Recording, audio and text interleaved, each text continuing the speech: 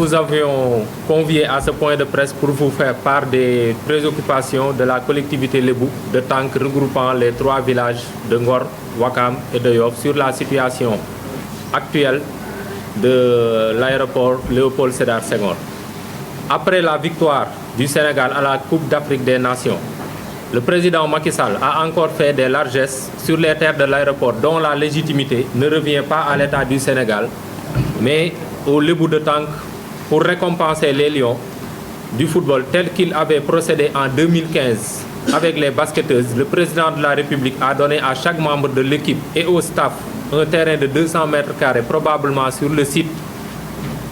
T526 NGA d'une superficie de 472 hectares, 26 ar 96 centiares, au nom de l'État du Sénégal. S'il a des largesses à faire, il n'a qu'à le faire avec ses propres biens, mais pas avec nos terres. S'il a des largesses à faire, il n'a qu'à les faire avec ses propres biens,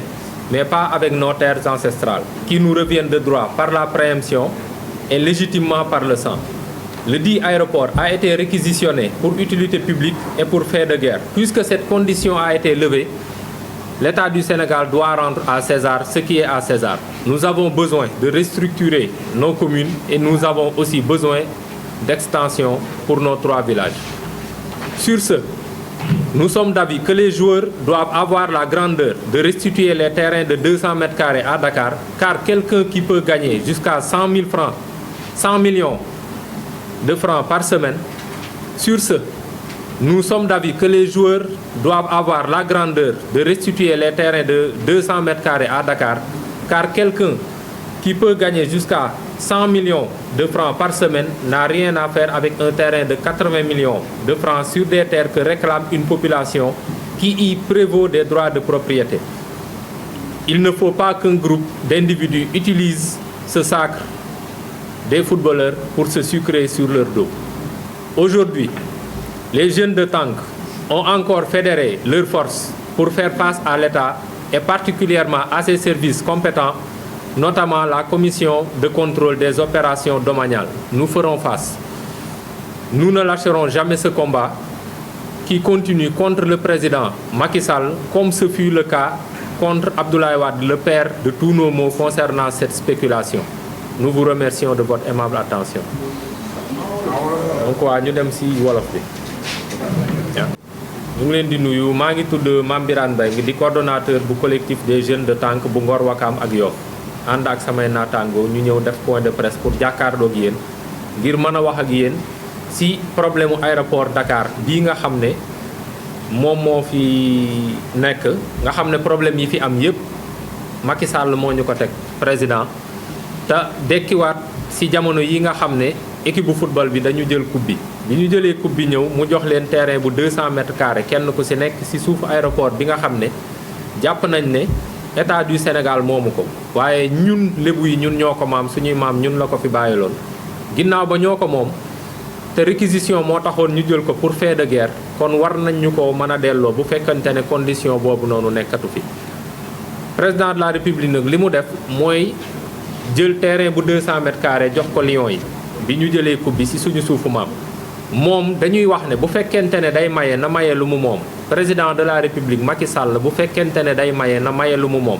mais bu mu fekk suuf soo xam ne lébu yaa ngi koy laaj mu leer naññ ne seen maam ñoo ko moom mu jël ko di ci récompenser ay lions. Lions yi nag amuñu dara lu ñu leen wax ndax masuñoo laaj. Li nga xam ne nag moo tax ñuy gën a laaj suuf si mooy gën a jige gën a yay mënu koo dagg Sénégal ku nekk mu jox ñu ci, ñun ñu soxla fu ñu yokkee suñuy village yokk ay équipement yu ñu war a def, ay école ak lépp loo xam ne commune war na ko mën a am ci suufam mu jël ko di ko daggat di maye nu mu ko neexee. Te njëkkewu ko tey ndax defoon na ko fi 2015 ci Lions yi nga xam ne ñoo jëloon coupe bi ci basket bi. Foofu nag ñu ngi wax ne ñii nga xam ne ñooy footballeurs yi ak staff bi, surtout footballeurs yi dañu war a am grandeur, maanaam dañu war a am mat goo xam ne terrain yooyu ñu leen jox yu 200 mètres carrés ci Dakar ñu delloo ko ndànk, ndax koo xam ne dina mën a am si lu ko yàlla di wërsëgale 100 millions par semaine doyewul dara terrain boo xam ne 80 millions lay jar, wala gis na ñu ko gën a soxla, surtout mu nekk suuf soo xam ne fa ñu ko dagg jox leen ko coowi neen la ñin ñaa ngi koy laaj. Kon ñu ngi ñaan gayndey Sénégal yi suuf soosu ñu xam ne moom lañ jël ñu am mat gu ñu ko delloo te xam ne état daf leen ko jox te ñun njort nañu ne groupe nit bi nekk ci staff bi ak ñenn ci gouvernement bi ñoom ñoo mbubboo gaynde yi pour mën a jël suuf soosu ndax la ñu fa jël ci ay terrain romb na nombre de joueurs staff bi kenn fa xamul ñaata la ba nëgën kon nag loolu la ñuy ñaan gaynde yi ba pare fi mu nekk ñu ngi leen di wax ne ñun ndawi tànk Ngor Wakaam Yoff booloo nañ boole suñuy doole ànd fas yéene jàmmarlooti ak état comme nañu ko daan defe taxaw tey ne la woon wonni na la fi doon am dootu fi amati te lépp loo xam ne moom la laaj dinañu ko def moyen d'expression yu mu laaj muy manifestation loo xam ne lu légal la lu ñu constitution may ak yoon dinañu ko def ba keroog ñuy taxaw wax ak ñun ci aéroport bi balaa ñu koy dagg muy jeex te ñun ñii ñu yeyoo ko gën leen ko yittewoo foofu du ñu mas a bàyyi xeex bi nag nañu ci nekke woon démb nekk ci tey noonu lañ ciy nekke ëllëg ba keroog yàlla di ñu may ndam bu soobee yàlla président Macky Sall fu mu bëgg dinañu fa àgg ak moom nañu ko daan defee ak Ablaye Wade mi nga xam ne suuf si lu ñu ci metti moo ñu ko teg mu tàmbaleek ñu ci moom kii fi ñëw ci ay tànkam kese la jaar ñu ngi leen di gërëm di leen sant jërë ngeen jëf. Donc, premièrement, l'État a communiqué pour dire que les Lions ont reçu leur titre de propriété, puisque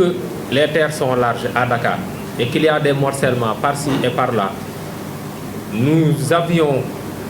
vu que la plupart des gens qui ont bénéficié des terres de Dakar l'ont eu par le biais de l'aéroport. C'est pour cela que nous avons bien précisé pour dire un terrain de 200 mètres carrés, probablement sur le site de l'aéroport, contenant le titre 526 NGA. Nous avons bien précisé. Donc, et pour cela, je passe à la seconde question. Ça fait longtemps que nous battons pour ces terres. Avec Abdoulaye Wade, nous avons eu nos résultats. Parce que c'est à cause de ces terres qu'il a perdu largement dans nos communes. Vous comprenez? Et au moment où Abdoulaye Wade était ici, les terres restaient intactes. Au moins, il avait des projections. Les chantiers n'étaient pas encore construits, mais actuellement c'est sur l'ère de Macky Sall que l'accélération a eu lieu. Notre mode de bataille est très bon, d'après notre avis. Parce que depuis longtemps, nous aurions eu pas avoir gain de cause,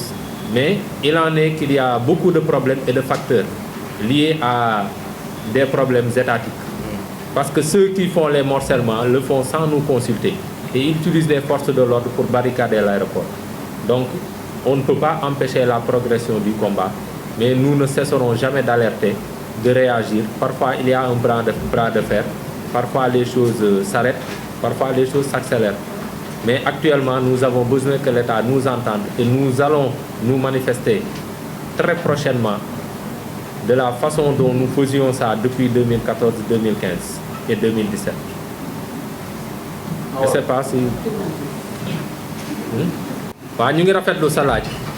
di wax ne lépp lu ñu mës a dégg ne nguur gi maye na ko ci Dakar ci aéroport bi la ko jële ñoom ngoon nga ñu ko defee ci la ñu ne Lions yi kenn ku ci nekk jël nga sa titre de propriété seetlu nañu ne nag jamono boobu ba ñu koy def am na camp bu ñu dagg ci Wakaam 8 hectares camp Paul-Appert bu fekkente ne nag Lions yi jot nañ seen titre de propriété te ñu morcelé foofu morcelé aéroport bi ndegam gis nañ ne ci aéroport bi la ñu daan joxee la ñuy joxe yëpp dañu naan njort nañu ne terrain ya ñu leen jox ñu ngi ko dagg ci titre 4407 bu aéroport bi waaye terewul bu génnee ak fu ñu ko mënti jële suñuy suuf la taxoon ñu jël ko bu deñee rek dañu ko war a jaarale yoon moo tax ma naan le président doit jouer la carte de l'équité dafa war a teg mbir mi ci yoon loolu moom moo tax ba fa muy sottee suuf soo suñu nga leen daggal mën nañu dagg feneen foo xam ne du suñu suuf suñu man bàyyil te ñu am ci droit ba nëgën waaye nag amoon nañu ndam ci Ablaye Wade ndax président Macky Sall dafa gisoon ne lu metti woon Lebu yi la moo tax ba muy ubbi campagne Wakaam la ko ubbee ci ñun ubbee ko fa wax ne bu faloo dina réparer injustice bi boppa tey audit foncier bi ñu ngi koy xaar defu ko bi mu faloo nag dafa def lu ko raw ba nëg ni loolu la ñuy gis mais boo demee di xeex da ngay fekk ñu barricade terrain bi bàyyi fa homme de tenue yi boo ñëwee ñoom ngay jàmmaarloo nañu daan manifester démb noonu la ñuy manifester tey te noonu la ñu fas yéene manifester ëllëg ba keroog ñuy am gain de cause jàpp nañ ne mode bi baax na waaye bras de fer la entre ñun ak état parfois doole ji féete ci ñun parfois doole ji féete ci ñoom bëri la daal waaye ñaanal leen ñu rek ñu am ci ndam parce que metti na lool rëgal sikki sàkka amuñu si lu ñuy laam-laame ak lu nit ñàkk xam war na xam ne kàddu gi Abdoulaye Diouf Sarr taxawoon wax ne Ngor Wakaam Yoff amuñu dara si aéroport bi yàqal na ko lu bare si commune yooyu di Ngor Wakaam Yoff yàqal na tam président lu bari si zone yi ndax boo seetloo ñetti maire yëpp ñoo wàccandoo yenn communication yi boo ko defee jël principal problème mu collectivité bi nga jël ko multiplier ko par 0 wane ne yaa ngi féete si côté état bu boobaa moyen de combat bi nit ñi gën a am mu jige woon élection yi mënuñu lu dul ba loolu ñëwee seeni carte ñu bañ kaa sànnil ñooñu bu ñu amoon satisfaction dañ leen di maintenir comme nañu daan reconduire yeneen maire waaye nag comme amuñu satisfaction seen principal problème foncier bi la buñ ko si deful sanction bi jóge na si ñetti maire yi bu fi jógee si président Macky Sall la jëm rawatina si élection législative yi ñuy jub ndax population balaa mu lay voter da nga koy satisfaire bu fekkente ne amuñu satisfaction duñu la mën a sànnil seen carte moo tax ala kulli al ak nu mu mënti demee il faut que mu am influence ci élection yi nga xam ne moom lay ñëw mooy ñëw nii ni mu amee woon influence ci élection yi nga xam ne moom la ñu génn donc juste à la veille des élections nous avions entendu le maire de Yoff Abdoulaye Diouf Sarr dire que l'aéroport n'appartient pas à la population lébu de Ngor Wakaam Yoff et que c'est un titre d'État et que les lébus n'ont rien comme titre de propriété sur l'aéroport. Donc, ces propos ont beaucoup influencé l'orientation du vote des populations de Ngor Wakaam et de Yoff parce que comme vous le constatez, les trois maires ont été déchus au même moment. Donc, s'il n'y a pas satisfaction, probablement, ce sera les mêmes sanctions à la veille de ces élections législatives. Donc, l'État a intérêt à satisfaire cette population par rapport à leurs problèmes et leurs doléances. Sinon, ce qui s'est passé pour les élections locales, les sanctions se sont limitées aux trois maires. Mais pour les élections législatives, voire les élections présidentielles à venir, les sanctions vont aller à l'endroit du président de la République directement. Donc ça pourrait bel et bien leur faire perdre Dakar parce que ça pourrait avoir l'influence sur les votes. Donc nous demandons à l'État de bien satisfaire nos populations face à leurs doléances qui ne sont que légitimes. Merci. Nous ne pourrons pas avoir gain de cause parce que nous demandons des terres que l'État veut plus que nous. C'est ça notre problème. Donc, quelle que soit l'évolution du temps, ces papiers resteront intacts. Il ne pourra pas y avoir de caducité. Ça ne peut pas être caduc. Ces papiers sont là et nous nous battons jusqu'à présent, surtout avec la commission de contrôle des opérations domaniales, qui nous fatigue beaucoup. Parce que pour les terres, il suffit pour avoir des avis ou bien pour demander une régularisation, on va rencontrer tous les problèmes du monde. Il suffit d'accepter un compromis ou bien un quota pour cette commission ou bien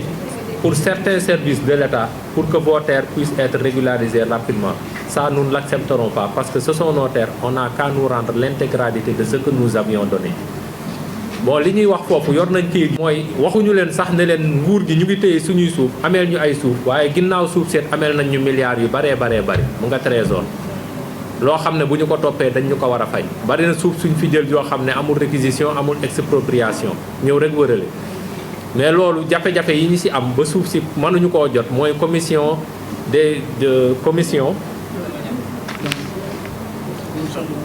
mooy commission de contrôle des opérations domaniales ñooñu nga xam ne service su état yu bari fa la ñu daje jafe-jafe yi ñu am ñooñu ko indi suñuy abi balaa muy génn ci suñuy suuf day metti ba pare képp ku def demande de régularisation boo demee dañu naan la 50-50 maanaam xaaj bi nga mën a am boo ko nangoo ñu def la ko boo ko nanguwul nag doo jot dara jafe-jafe yooyu la ñu gën a am waaye suuf si lu mu yàgg kayit yi du yàqu date ba sa nekkoon mu ngi ci bu ñu ko jëlee tamit ci doole bis dina ñëw dinañ ñu fay xaalis bu baree bari état milliards yu baree bari la ameel Ngor Wakaam Yoff loolu moom dafa leer suuf su baree tam la leen ameel ndax am na suuf su mu jël yoo xam ne jël na ko sans réquisition jël na ko sans expropriation da nga koy wërale ba pare yow yaay toppaat seen ginnaaw di daw pour régulariser buntu boo dem ñu tëjal la ko ba keroog ngay nangu la commission de contrôle des opérations domaniales di la proposer boo ko nangoo ci pourcentage ba ñu sa nar a am ñoom ñu defal la ko lotissement administratif wala say suuf génn lu bari nag loolu lébu yi dañ koy bañ ndax boo amee 1 hectare dañ naan la mënoo jot lépp xaaj bi nga mën a jot wala loo xam ne du sax mat xaaj ñu bari day leen jaral ñu toog ba keroog ñuy mën a jaar ci yoon pour mën a jot seen suuf jërëjëf